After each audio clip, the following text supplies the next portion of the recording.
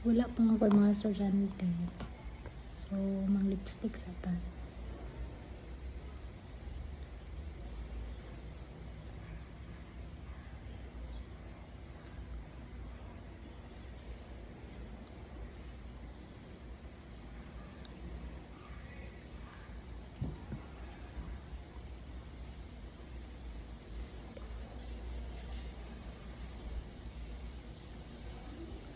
Muna siya ang From O to O.